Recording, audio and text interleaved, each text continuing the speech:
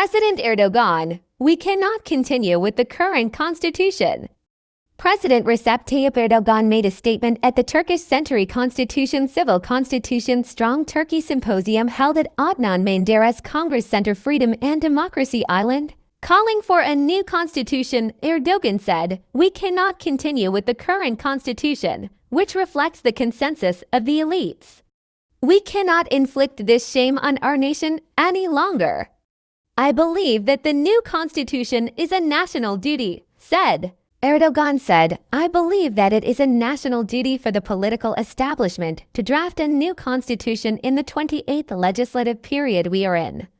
As a government that has brought Turkey the greatest democracy victories in its history, we will maintain our constructive and conciliatory attitude until the end.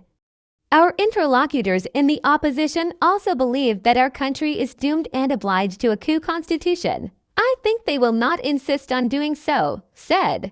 Regarding Israel's latest attacks on Palestine, President Erdogan said, "As Turkey, we will do everything we can to hold these murderers, these barbarians, who have not the slightest share of humanity, to account."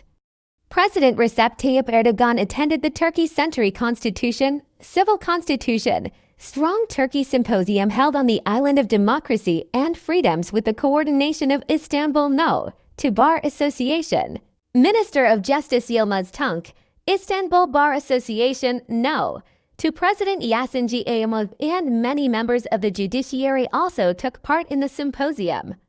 Speaking at the program held at the Adnan Menderes Congress on the Island of Democracy and Freedoms, President Erdogan said, he commemorated the late Prime Minister Adnan Menderes and his friends and condemned the May 27th coup. He gave messages about the new constitution. "We will not forget and will not forgive the coupists," President Erdogan said. "I hope that this meaningful symposium held on the Island of Democracy and Freedoms, one of the symbols of the new Turkey, will be beneficial for our country and democracy." Adnan Menderes, who was sentenced to death and sent to the gallows in a judicial theater after the coup of May 27, 1960, was written by Hasan Falatkin. "I hereby commemorate Fatih Roots to Zorlu with mercy and gratitude. May God rest their souls and rest in peace." No matter what anyone says, the names of all three of our statesmen who were subjected to various pressures, insults, and torture that make people ashamed of their humanity will be remembered as martyrs in the hearts of our nation. This nation will always remember the late Menderes and his friends with gratitude and with the embarrassment of not being able to prevent their execution. Today, once again, we will remember with hatred those who turned Yasli Island, formerly known as Yasli Island, where we held the symposium, into an island of shame and sadness for our democracy.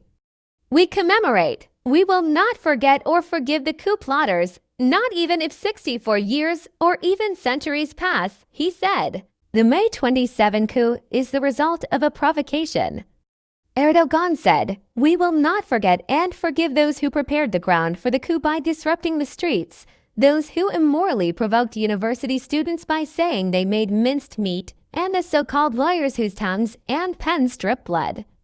As the Sultan of Poets, Master Necip Fazıl said, "There is a pomegranate tree, and there is a gallows tree. The pomegranate fell on the namer, the gallows fell on the brave man." We will never forgive those who inflicted legal crimes on our country and nation.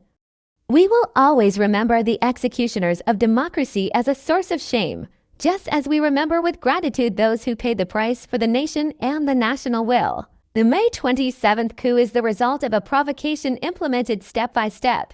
Along with the elections of May 14, 1950, a new era has begun in Turkey. And for the first time, a party has come to power with the free will of the nation. The Democratic Party government has given hope to the nation, instilled self-confidence, and led to the start of a development move throughout our country after decades of single-party rule, he said.